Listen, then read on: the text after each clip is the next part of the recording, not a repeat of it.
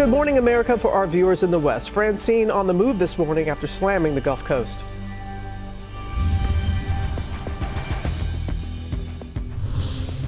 Overnight, underwater and in the dark. Francine pummeling Louisiana, making landfall as a Category 2 storm, leaving neighborhoods inundated, hundreds of thousands without power. Ginger is tracking the storm on the move right now, plus the tornado watch and the state of emergency in California. Wildfires scorching more than 100,000 acres in days, destroying dozens of homes. Kamala Harris and Donald Trump at a ceremony honoring 9/11 victims. Now back on the trail this morning, plus the reaction to their debate as the nominees sprint to the finish line. One of the pilots on the Alaska Airlines flight when the door plug blew off. I didn't know that there was a hole in the airplane until we landed. We hear her story for the first time as Boeing faces a possible strike. Olympic gymnast Jordan Chiles in her first interview since being stripped of her bronze medal. What she thinks is really behind the decision. Rockstar rescue. John Bon Jovi there for a woman in distress, saving her from the ledge of a bridge. Oprah's deep dive. Rebecca, we are in for the ride of our lives. A first look in her crash course in artificial intelligence. I was saying, okay, don't be scared. Don't be scared. Oprah's looking into the future. Guess who's back? Guess who was at the VMAs? Sabrina Carpenter, out of this world. Megan, the host and performer. Plus, Taylor Swift does it again. Her big win and sweet shout out. Everything this man touches turns to happiness and fun and magic. And Katy Perry flying high, getting the honor of the night and rocking the show as we soar into this Thursday morning. Live in Times Square, this is Good Morning America.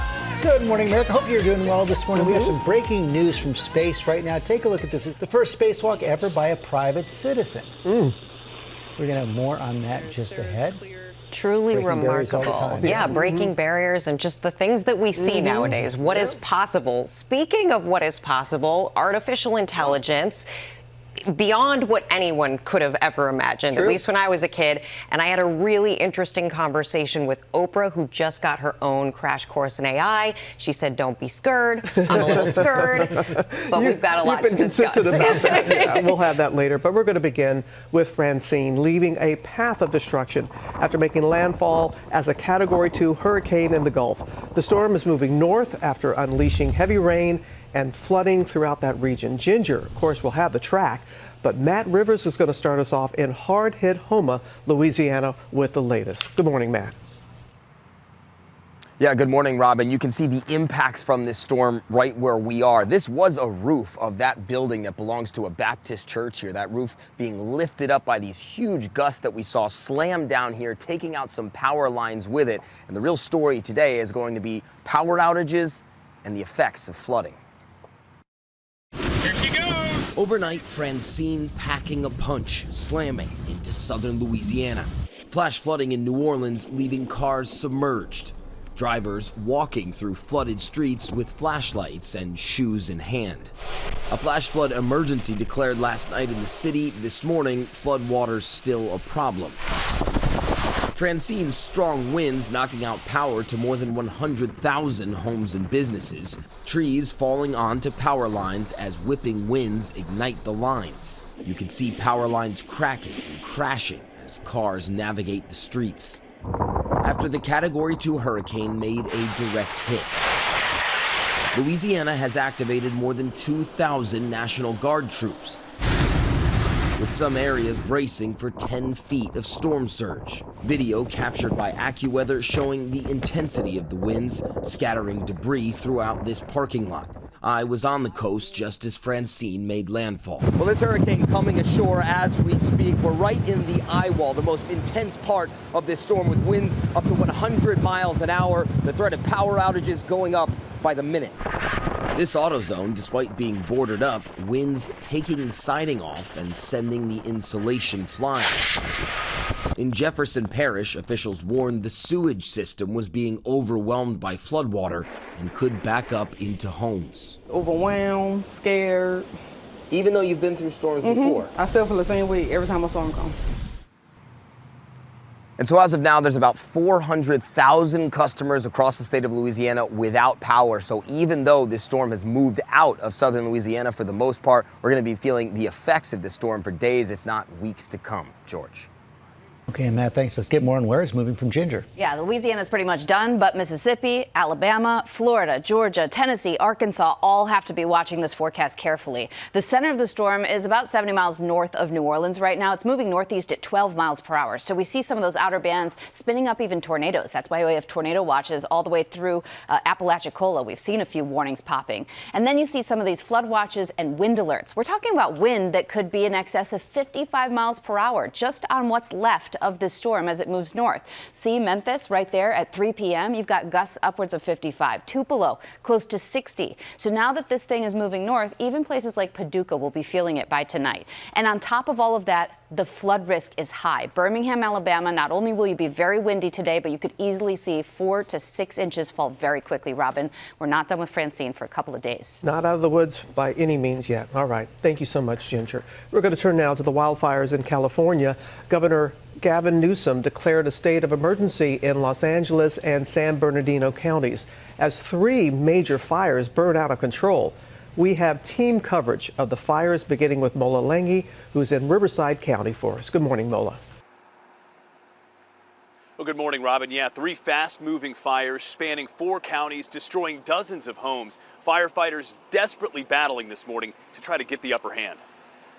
This morning, counties in Southern California under a state of emergency after forceful wildfires scorch over 100,000 acres near Los Angeles. In Riverside County, a car collection melted by the fast-moving airport fire. More than 19,000 residents there under evacuation orders. The devastating airport fire forcing thousands and thousands of people to flee, some coming home to find nothing left. We packed up the kids and got out of there. Not a couple hours later, we heard our house was just leveled. Joe Caruso and his family lost the home he grew up in, built by his father in the 80s. Just seeing the burnt out shell when the video passed over on the news was, yeah, it was just, you get a sinking feeling in your heart. Scorching temperatures making this a complicated job for firefighters, but a cool down today hoping to aid the fight.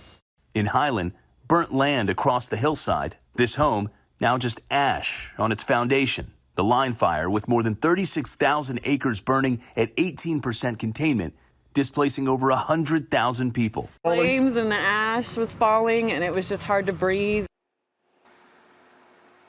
Firefighters making some progress in the last 24 hours with lower temperatures after extreme heat in the days prior, but there is concerns that stronger winds could help spread flames, Rebecca. All right, Mola, and we turn now to Melissa Adan. Thank you, Mola, who is on the scene of the largest active fire in California. Good morning, Melissa.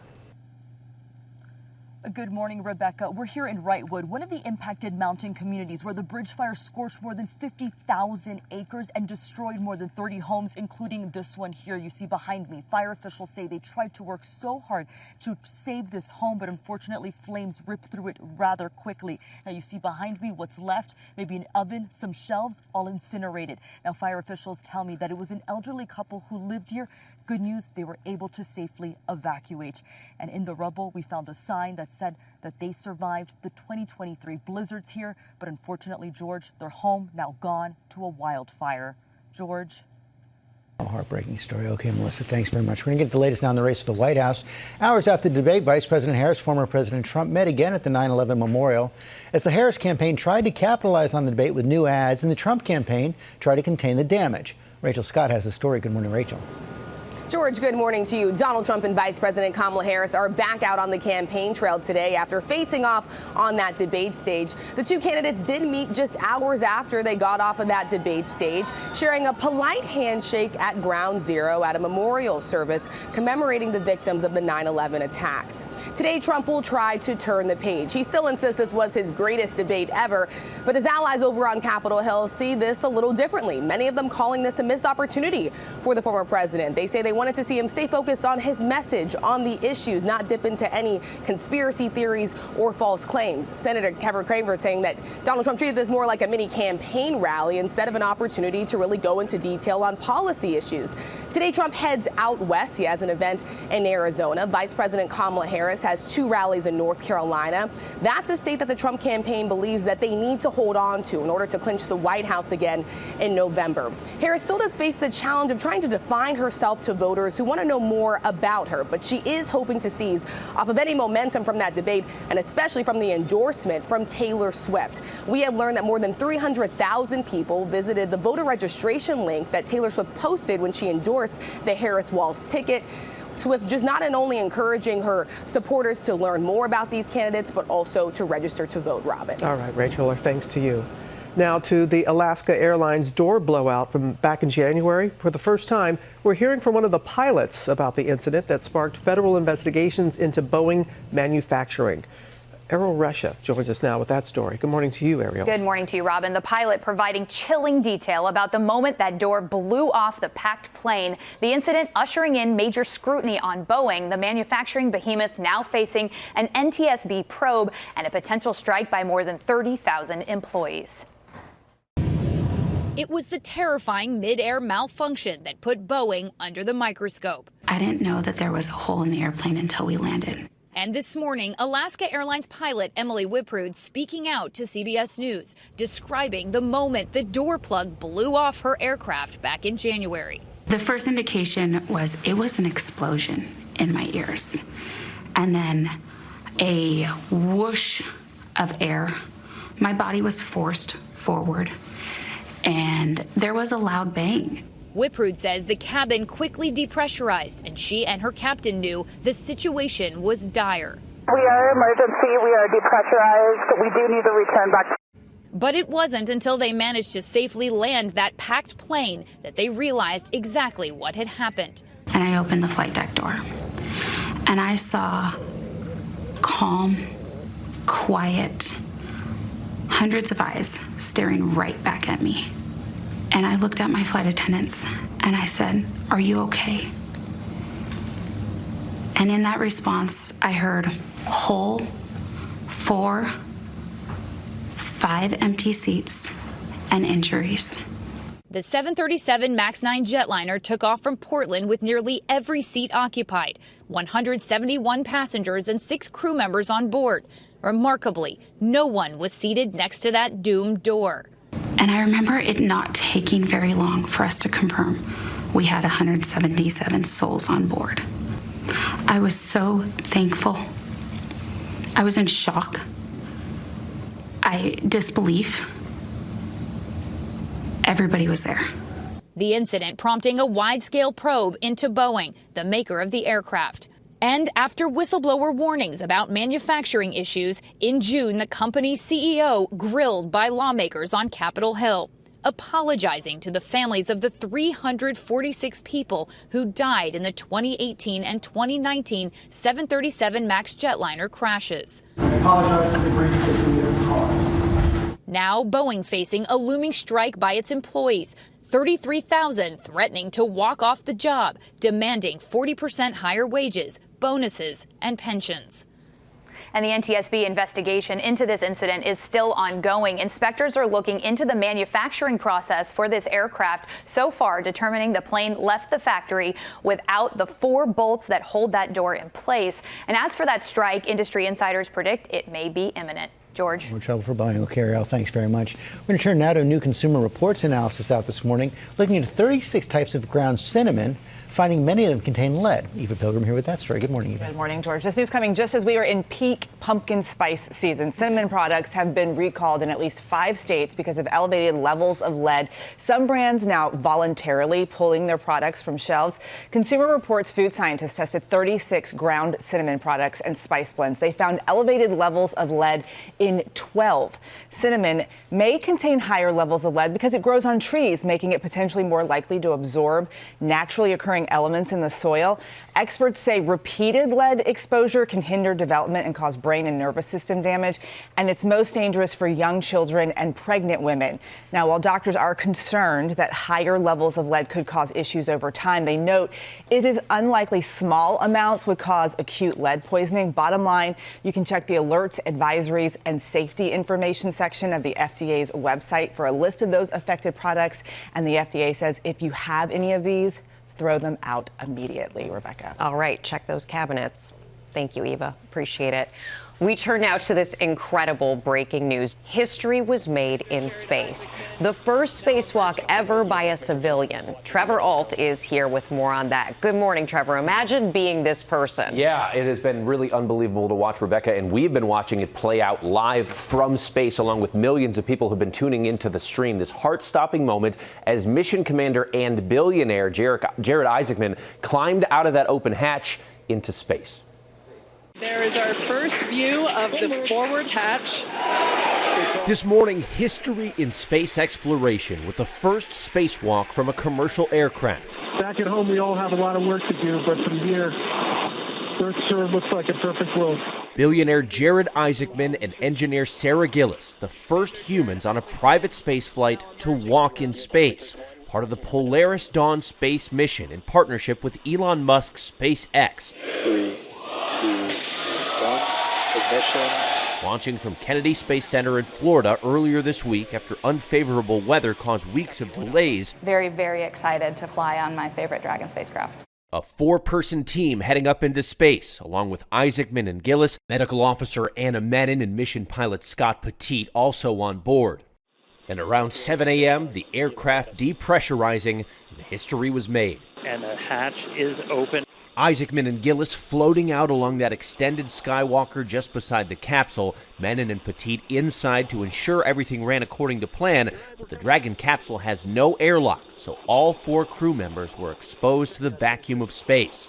The Polaris mission also marks the first time the SpaceX Engineered Extravehicular Activity spacesuits, or EVA, have been tested in space, with hopes that one day we could use them for missions to Mars. The space company says on their website, building a base on the moon and a city on Mars will require thousands of spacesuits. The development of this suit and the execution of the EVA will be important steps toward a scalable design for spacesuits on future long-duration missions. And given this is a civilian mission of this 4-person team, the billionaire Jared Isaacman is the only one who had ever been to space before. 2 of the crew members, the 2 women on board, they'd actually spent years training other astronauts, but this is their first opportunity to go up into space. This is also the furthest any human has gone into space since the Apollo missions more than 50 years ago. How exciting for them. Amazing. And the video, they have cameras on the helmets of the space suits, so you can see the Earth. Oh, helmet cam? Yes. Very cool. Trevor, thank you. Olympian Jordan Chiles talking for the first time about why she thinks her medal was taken away. Plus, all the highlights from the VMAs, from Katy Perry to Taylor Swift. We will be right back.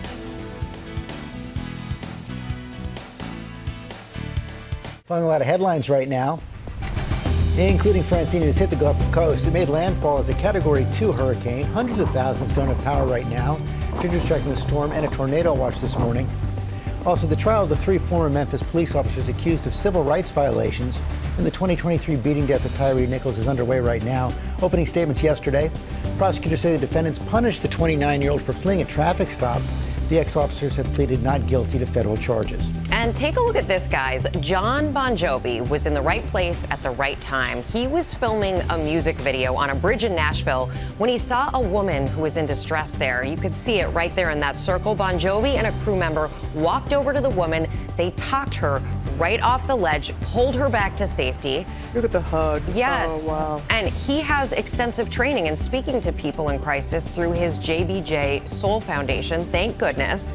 The chief of the Metropolitan Nashville Police Department said it best. It takes all of us to help keep each other safe. You save one life, you save the world. So important. Each one save one. Truly, truly, I love that. Now, Olympic gymnast Jordan Chiles, she gave her first interview since being stripped of the bronze medal in Paris, and she expressed why she believes it was taken away. Eva Pilgrim is back with that story. Good morning again, Eva. Good morning again, Robin. She feels like this happened to her because of who she is and what she looks like. This morning, Jordan Chiles is vowing to fight for that medal, saying she did nothing wrong. It was this fun, crowd-exciting floor routine that ended in controversy and disappointment after Jordan Chiles' bronze medal was stripped away. And the biggest thing that was taken from me was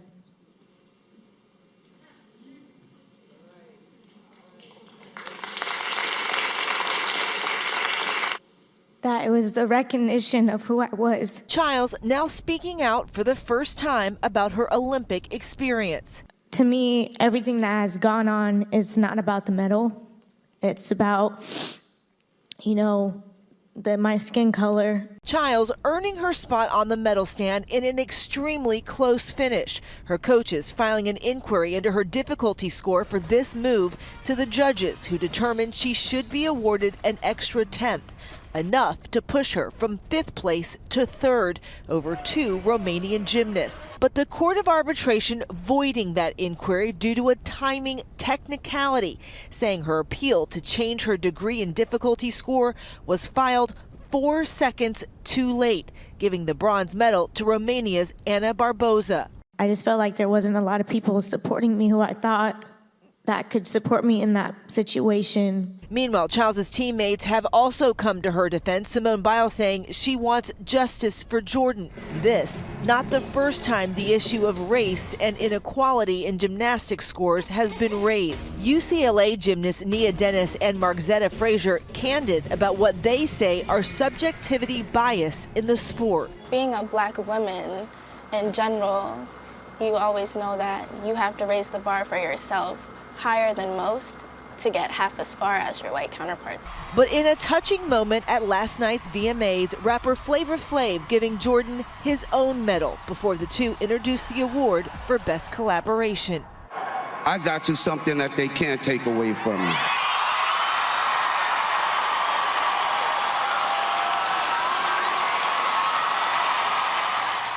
A really special moment there. And USA Gymnastics says it supports Chiles and says it plans to appeal to the Swiss Federal Tribunal. So it's not over yet, but, definitely something that she's going to fight for. That's what she is expressing. All right, Eva, thank you so much.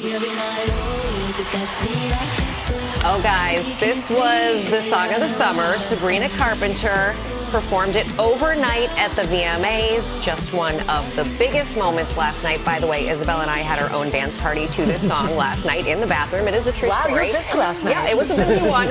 It was also the 40th anniversary of MTV's Video Music Awards, maybe just slightly more importantly.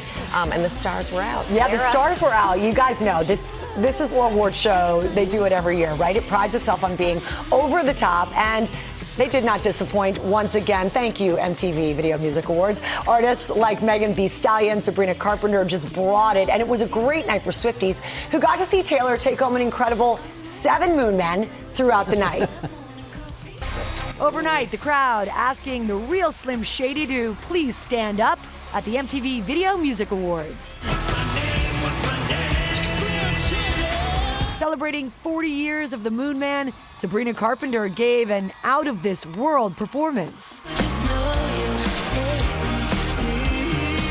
With extraterrestrial PDA, and she took home the award for Song of the Year. I just feel so grateful to have truly the best fans in the world. I know that sounds cheesy, but I love you. Pop princess Taylor Swift did not perform, but she sure did dance, along with Karol G.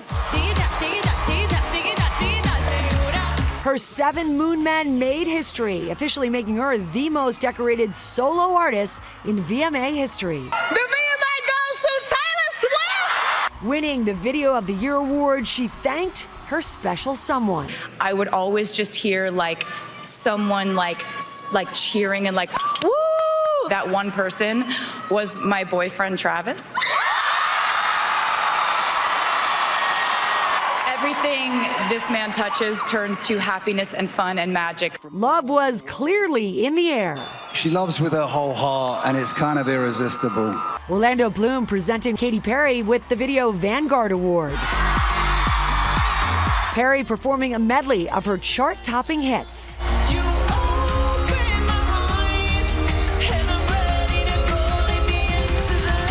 The fireworks singer thanking all of those who helped her throughout her decades-long career. Thank you to MySpace, Warped Tour, and all the bygone places where I found a voice. 26-year-old Chapel Roan taking home Best New Artist. Can you believe it? We're at the VMA! And Megan Thee Stallion serving as host. Her attempt at paying homage to VMA queen Britney Spears didn't quite go as planned. Come get this snake. I don't know this snake. This snake don't know me. Oh my God. But there were no issues with her electric performance. You know who I am. Ain't had to say my name. Rock god Lenny Kravitz putting a new spin on one of his hits with Quavo.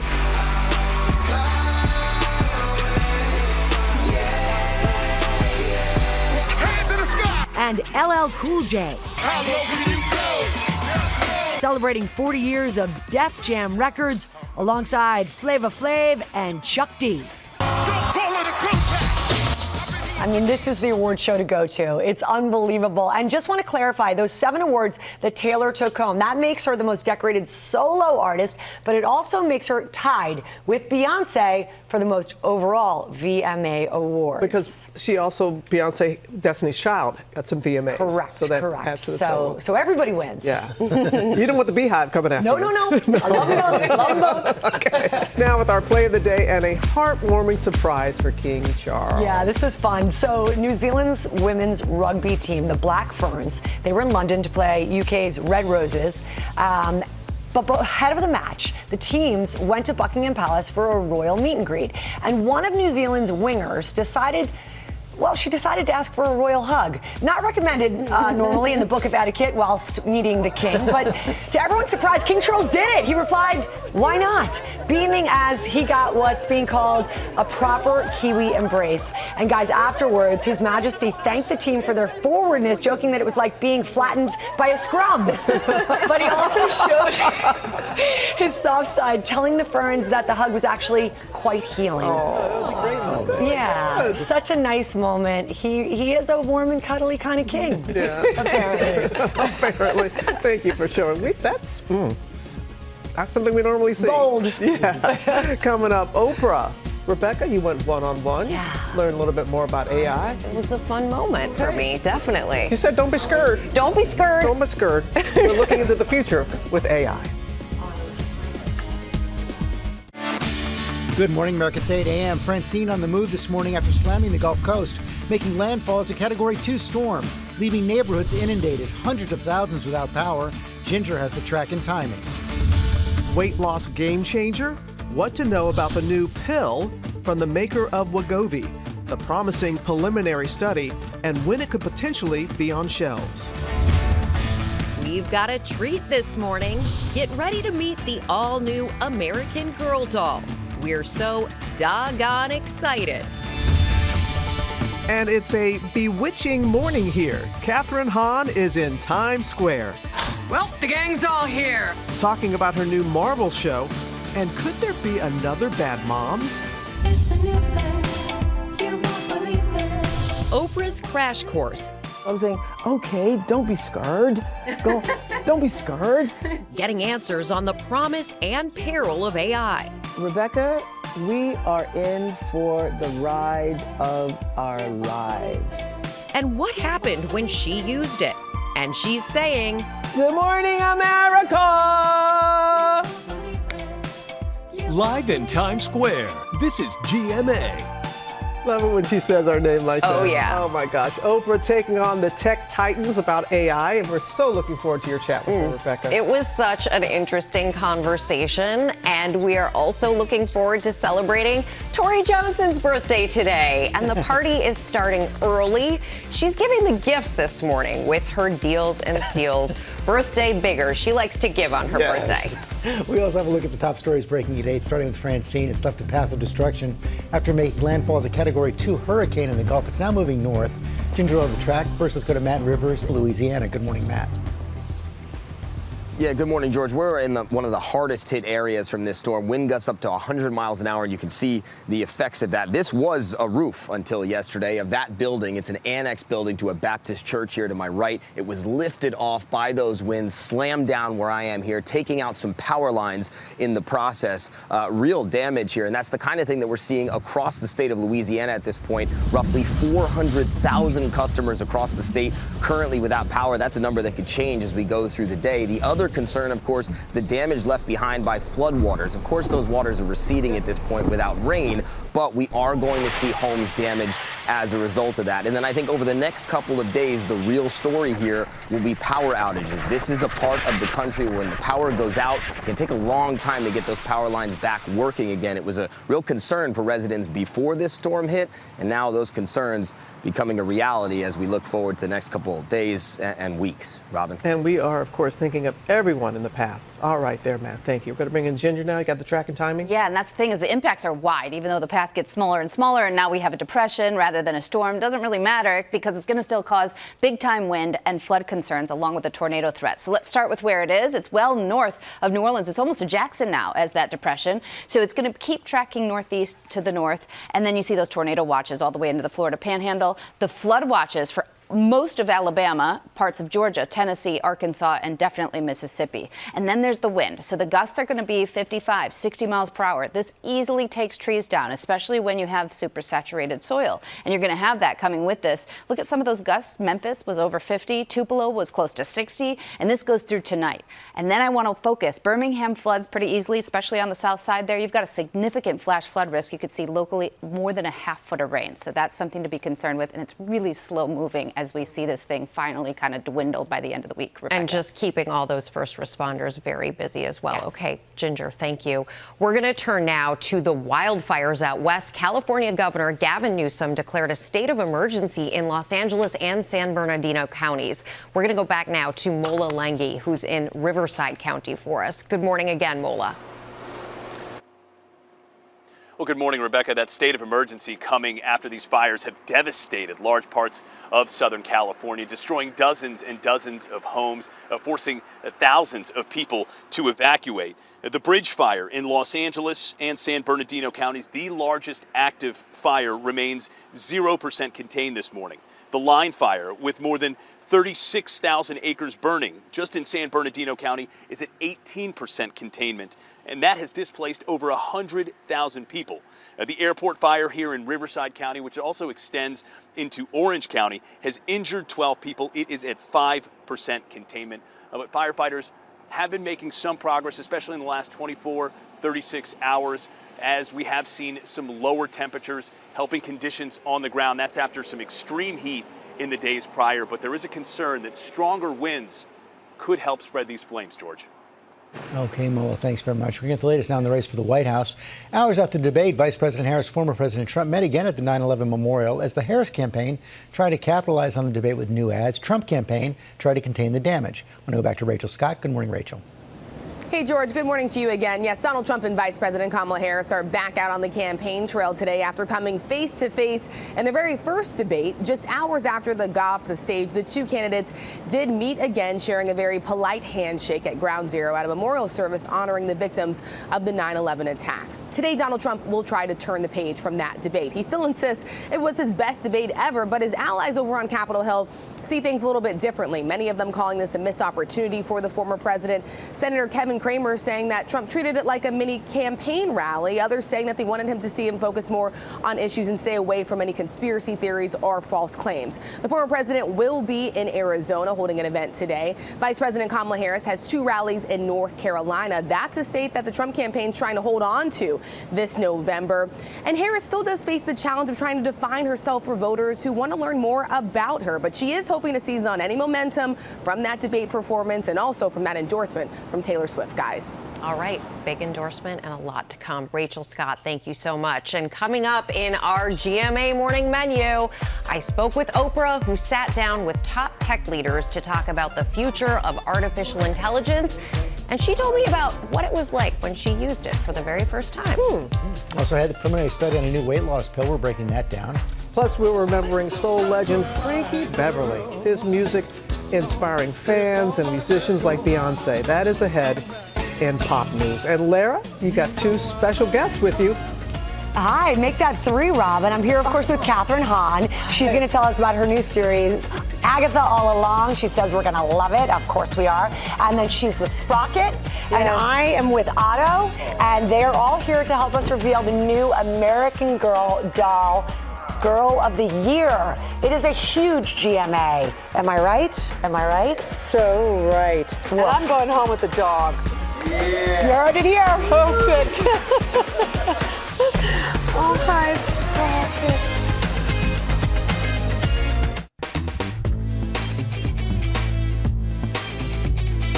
We are back with our GMA cover story, AI. It's been one of the most talked about topics of the last few years. Reaction to it has been mixed. In a new special, Oprah Winfrey talks with some of the leaders behind the new technology. Rebecca, you sat down with Oprah. I did, George. Guys, this was a fascinating conversation. Oprah's done a lot of things in her life. She's climbed many mountains, but until recently, she really hadn't used artificial intelligence. She was scared, as she told me, but not anymore. Take a look. In your 7 decades here on Earth, where do you put AI? Rebecca, we are in for the ride of our lives. In an all-new primetime special, AI and the Future of Us, Oprah Winfrey is taking a deep dive into artificial intelligence. And life for all of us is about to be very different. I really do think you are a great entry point for this topic because you can come at it from a very real and curious point of view. Well, I've always seen myself as the surrogate viewer. I know if I am curious about this, if I don't know the answer, I know that the other millions of people who are watching are feeling the same. What was your first encounter with AI? Well, I have to say I had no encounter with AI until my first conversation with Sam Altman. Just take me to 2035. I think it's hard to say where all this can go without sounding like a crazy person. And after he was telling me about all the things it could do, I was saying, okay, don't be scared. Don't be scared. You can get the ChatGPT app. And my first experience was asking AI for Airbnb listings. And it was miraculous to me that before you can practically finish the request, the answer has come back to you. When you use ChatGPT, do you say please? Yesterday, I was asking a question and I said, could you please? And I realized you don't have to say please. Yeah, I've already started that, yeah. Well, the good news is when the robots take over, they will remember you were very gracious. While many embrace AI, 52% of Americans are more concerned than excited about it in their daily lives. There are a lot of people watching right now who are probably scared and have never actually used it in a knowing way. I don't think we should be scared. I think we should be disciplined and we should honor it and have a reverence for what is to come and respect. Because I think it's going to change in ways that are unimaginable for the good. And just as there is for the good, there's the yin and yang of everything. And so we need to do whatever we can so that we are not in the same position that we are now with social media. Yeah. Now is the time.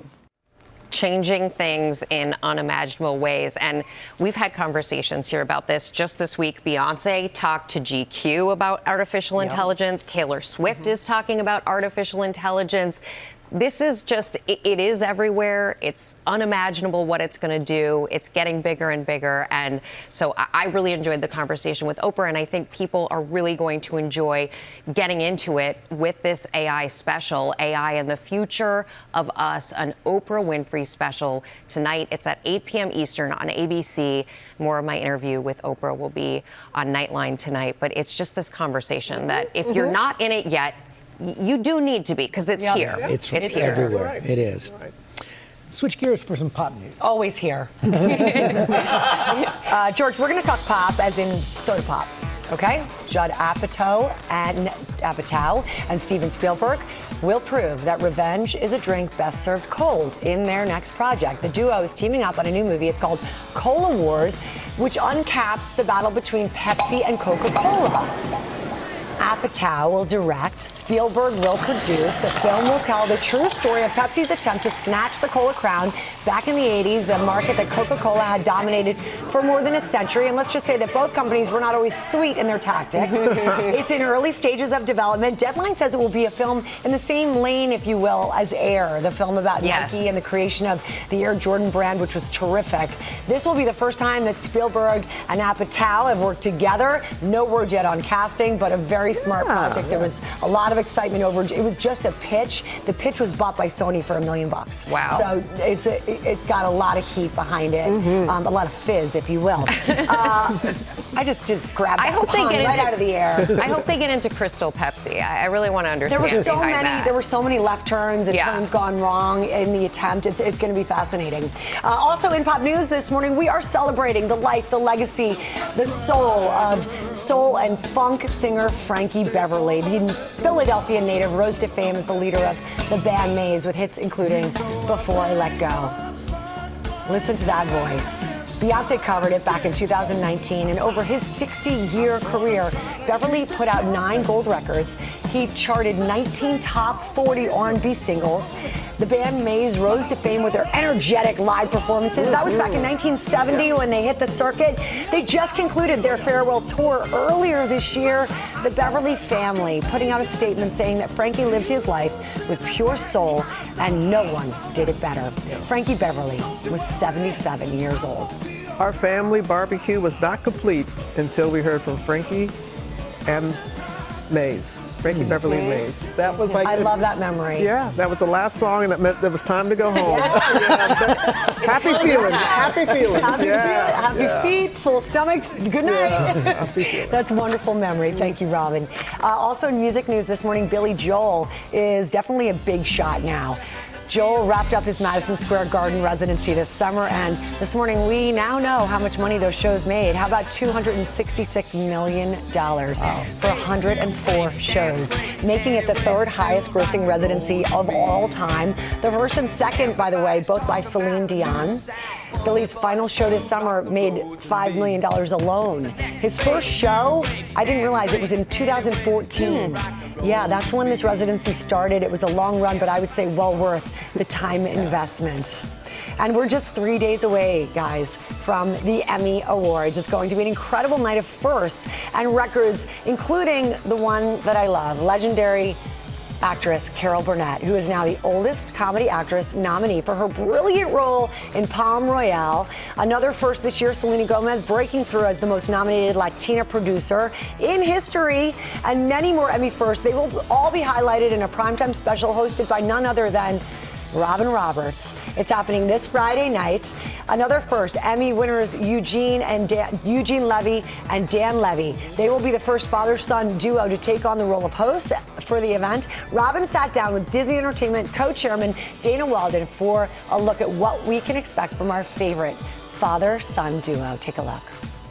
What do you think that we'll see from Dan and Eugene? Well, I think Dan and Eugene will bring some surprises, and I will not spoil them, but this is a really unique opportunity for them to be able to do something together. I know they're really excited about it. Clearly, they are no strangers to this stage. A few years ago, their show swept the comedy category. So they're Emmy winners, and I think this is them wanting to give back to their own community and be a part of this special night. I think they're going to be very well received by the audience because we're going to be entertained. I think they bring to this a true love of television. They both have created incredible careers in this medium, and I think it's going to be a night of joy and optimism and celebration of great art. I fully agree. Robin has a very special edition of 2020 airing tomorrow night. It's called the 76th Emmys, a night of firsts. It airs again tomorrow night, 8 p.m. Eastern. And then the Emmys air Sunday night, starting at 8 p.m. Eastern, both right here on ABC. And a pre-show, woman, you are busy. I know, with Will Reeve. We're going to be on the red carpet at 7 o'clock. So excited. Have you decided what you're wearing? I cannot tell. I cannot reveal nor confirm. Nor deny. A night of firsts. We'll see what happens. I can't have any more chicken broth, though. I mean, that's all I'm doing. I like it. That's Now to Deals and Steals, and it's a celebratory affair because it's Tory Johnson's birthday this weekend. And Tory, the party is going to start right now because you have so many great deals and steals. It's your birthday, but yet you want to be giving. I like to bring the stuff you guys like best. Okay, so we're starting with NYDJ. So straight, skinny, relaxed, bootcut girlfriend. They make the silhouettes that we love. They also make the stretch that we love. So you can go from zero stretch, 100% cotton to what they call super extra stretchy, depending on the style that fits you best. We've got a big variety of washes. That right there, the Maryland Straight, 20 million pairs worldwide on their Maryland Straight. That is their #1 bestseller. Comes in a variety of washes from petite plus tall. We've got you covered. Everything's 50% off and free shipping from NYDJ. Free ship. Okay, if your birthday knocks your socks off, you got this, right? Bombas, baby. Everyone asks, where's their Bombas? Right here. So not only do we love the socks, but we love that this is a company with a heart. Yeah. They have given away over 100 million items to people in need in this country, specifically socks, tees, and underwear, 3 most requested items in homeless shelters. We've got right here what I'm so excited about. These are the no-show socks. Yes. That's one of my favorites. But you know what? We've got all the ankle socks, the long ones, men, women, and kids. We've got you covered. Plus, we also have their grippy slippers. I haven't seen these. Yep, their grippy slippers, tees, bottoms, you name it, all half price, starting at $7 from Bombas. Okay, get some skincare going here. We do. Okay, so if you've got sensitive skin, which so many of you email me about, this line is for you. This is the Outset, created by Scarlett Johansson and Kate Foster, 2 women with gorgeous skin, but maybe you won't know that it's sensitive skin. And so they've created what they call radically gentle skincare, specifically for those who have sensitive skin. One of their best sellers, this one right here, Firming Vegan Collagen Prep Serum. It's a 4-in-1 super serum, so it's going to firm, brighten, plump, and hydrate without sensitivity. So sometimes sensitivity is an issue, not with this. And then we also have one of their fan favorites, this one right here. This is their micro polish. It's a caffeine exfoliator. Think of it as a 1-minute facial that you can do. Just buffs, polishes to glowing skin, but doesn't irritate. So often exfoliators can be irritating, not this. All slash in half starts at $16. This is always a favorite. Always a favorite. A favorite. Number 7, not just a favorite in Britain, but a favorite right here at GMA because efficacious formulas and phenomenal prices. We've got 7 different collections, but the one that is among the most popular, Future Renew. This one right here, clinically proven to help reverse sun damage. We got some fans here. Help to reverse sun damage on this, which is a biggie. But 7 different collections, all slashed in half, and free shipping. Free shipping. We got a week all right. for that too. Lion Pose, another newbie for us here, backed by Mindy Kaling. Oh, really? What's great about this is created by Harvard-trained dermatologists. This one right here is called Unspotted 4X, their revolutionary hyperpigmentation serum. So if you've got dark spots or acne scars in as little as 2 weeks, it's gonna take it away. That is a definite winner. 3 products, all fabulous, all slash in half, starts at $19.50. A birthday, you gotta have candles. Candles. Gotta These have are candles. fabulous. These are flatties. So they ship just like this, flat. You could even stick it in a greeting card, but then they burn beautifully. Dripless, scentless. These are phenomenal. It's this skinny little candle here, burns beautifully. This is a fan favorite in the studio today. So many different options, $9. A fan favorite. You are a fan favorite. Thank you. And do we have some goodies for our birthday girl today?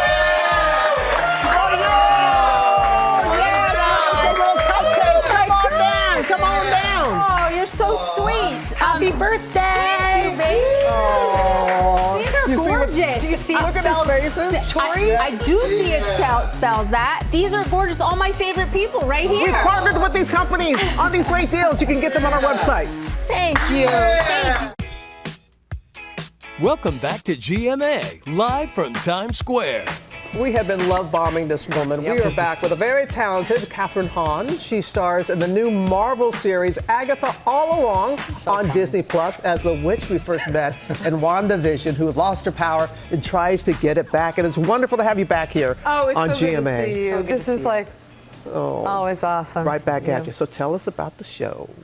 Well, first of all, it's like a dream come true to be able to like dig into this very not well-known character from deep within the Marvel comics. Like no one had really heard of this centuries-old witch who kind of bops around in different worlds. So this show is about this very powerful witch losing her power, having lost her power by any means necessary, trying to get that power back. And that might mean working with other witches, which she's like, bleh, like her nightmare. Maybe feeling something for the first time, which is also like puke. and maybe showing a little bit of her.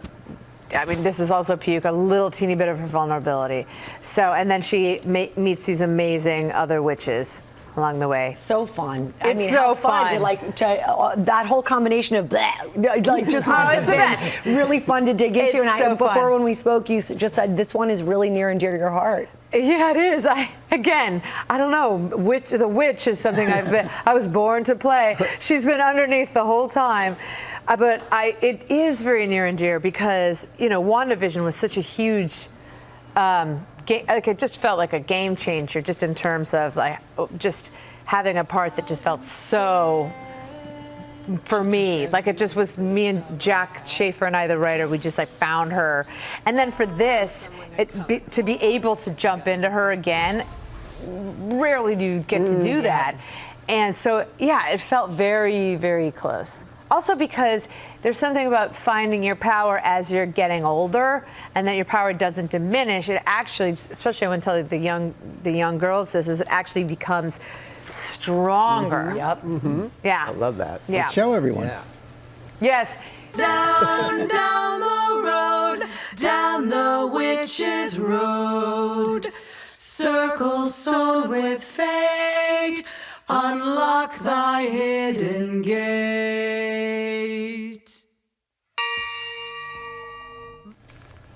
Boy, you have some great castmates there. Now, I heard about this cackling tent. Yes, we did. It wasn't a tent, but we did. I did get from our awesome movement accent coach.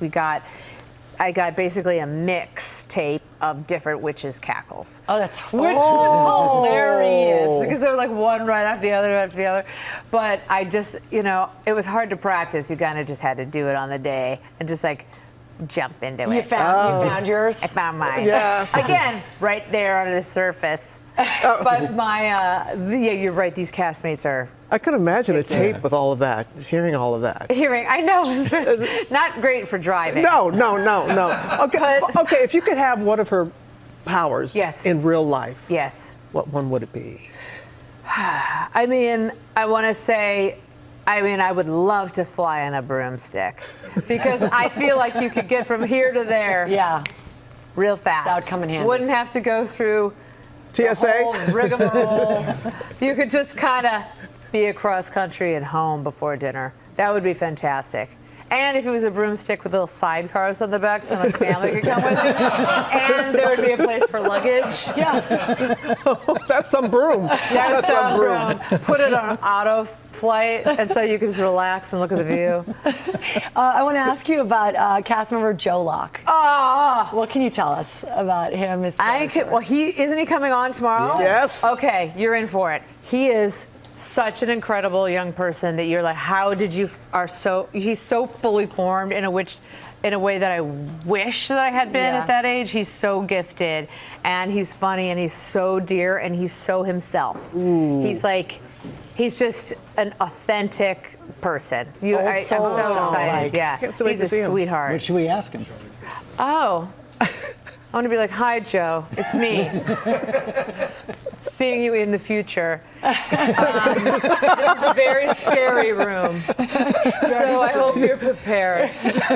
I would say you have to ask him, why? Why do you have this talent? Why, how? What do you think gave you this confidence? And your amazing fashion sense. Yeah. Oh, okay, well, got it. To go with. We don't need a writer's note. No. Great. What about this other project with Catherine O'Hara? Ah. Well, yeah, what's that about? I mean, especially like as a beautiful way to like transition from Agatha, which was like, which was incredible, and we were like it took everything out of us. It was so fun and satisfying. This is a comedy series for Apple Plus that was created and written by Evan Goldberg and Seth Rogen.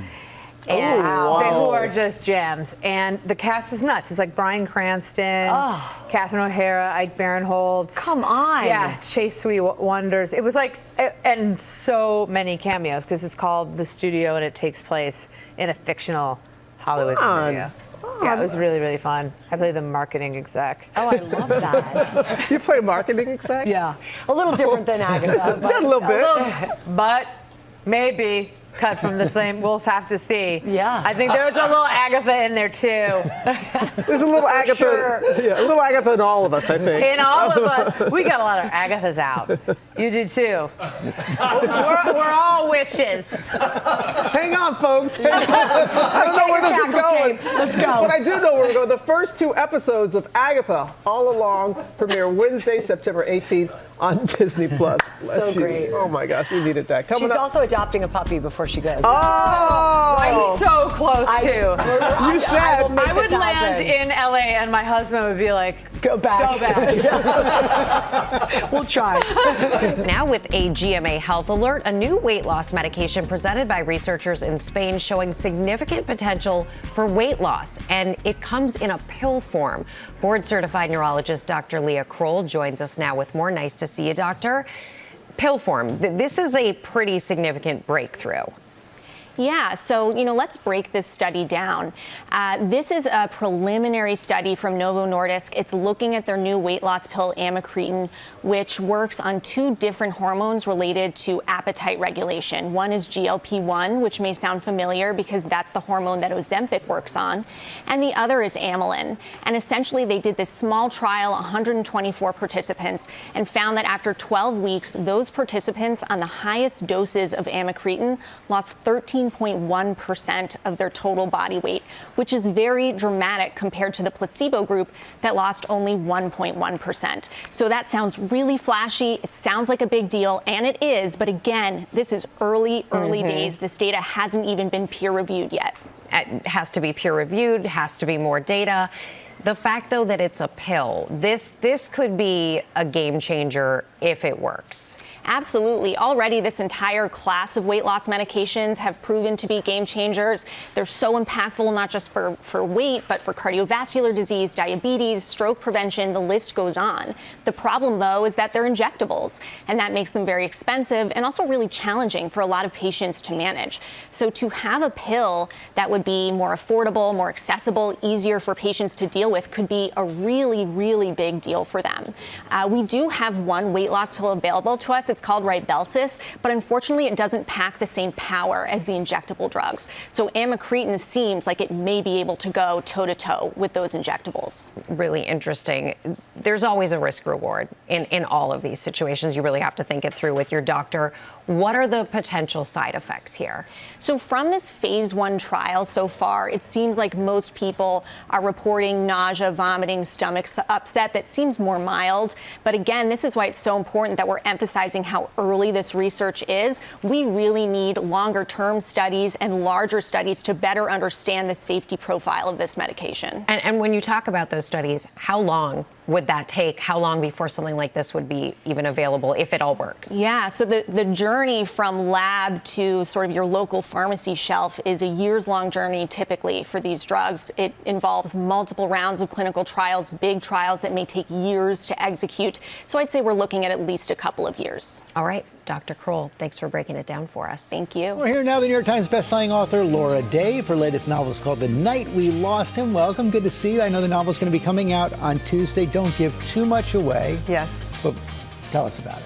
Well, The Night We Lost Him focuses on two estranged siblings who, after their father's death, they think it's suspicious, and they sort of join forces to find out what happened to him, and in the process uncover a 50-year-old family secret that lets them know they didn't actually know the man they thought they knew. Oh, wow. What's your process like? Do you know the ending before you start, or does it just all come as you go along? You know, I really don't know very much of anything when I start. I start with a question. For this book, the question was, what does it mean to be the witness to someone's life?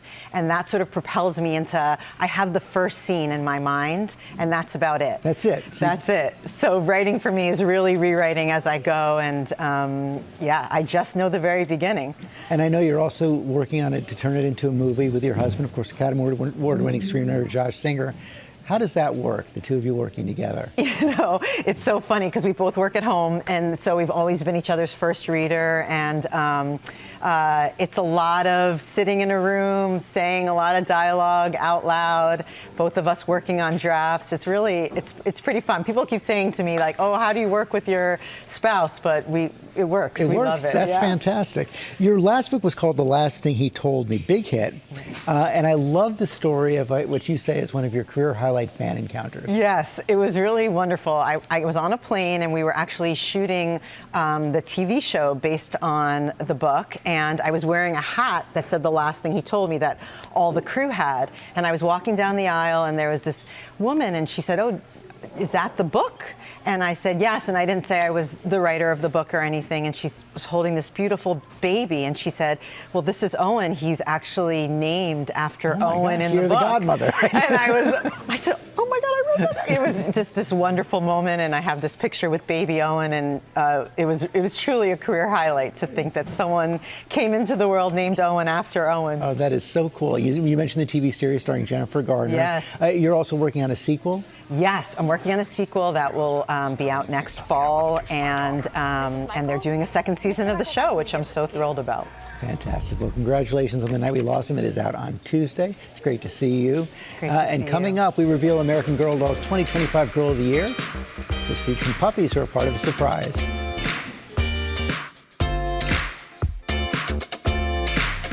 Oh my gosh, it is puppy madness here. Welcome back to Good Morning America. It's the moment we've all been waiting for.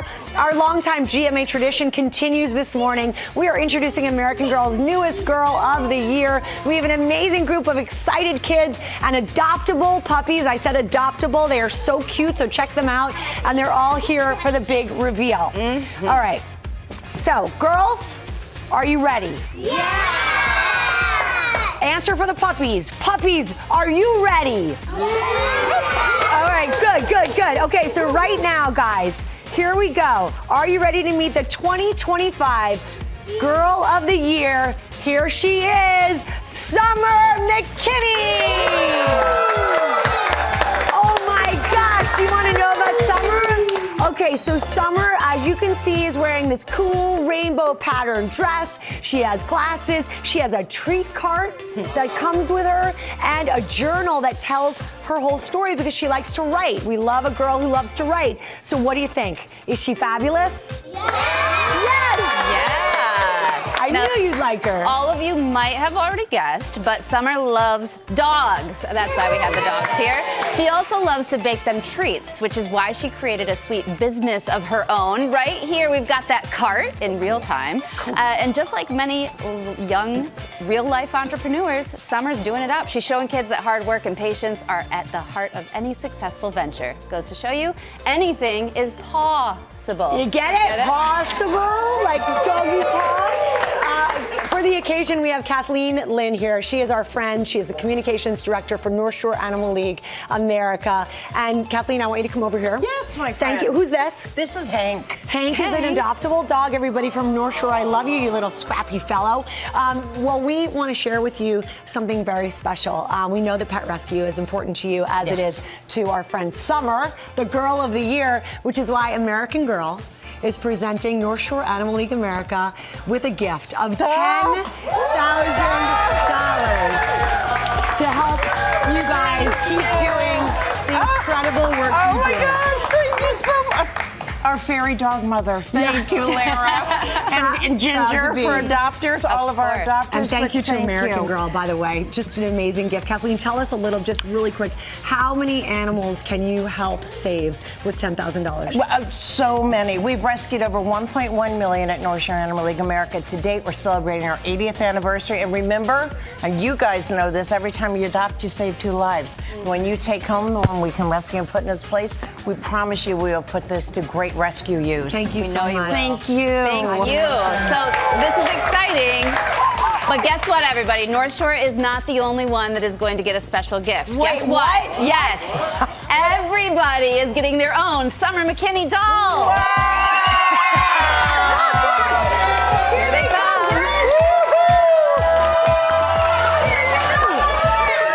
Yes! We are so excited. Thank you to American Girl. Thank you guys. Thank you to all of our helpers this morning. You guys can learn more about summer and her pet adventures. Go to our website. The new American Girl doll and product lines are available now online. And don't forget, all of these beautiful puppies are available for adoption. North Shore Animal League America. And before we go, we want to welcome the newest member of our GMA family, our senior producer, Adriana Pratt. Yay. Welcome, baby Lucia. Mom and baby are doing great. So is Dad, big sister. We wish them all the very best. A beautiful family. Gorgeous family. Aww. Have a great day, everyone. Yeah.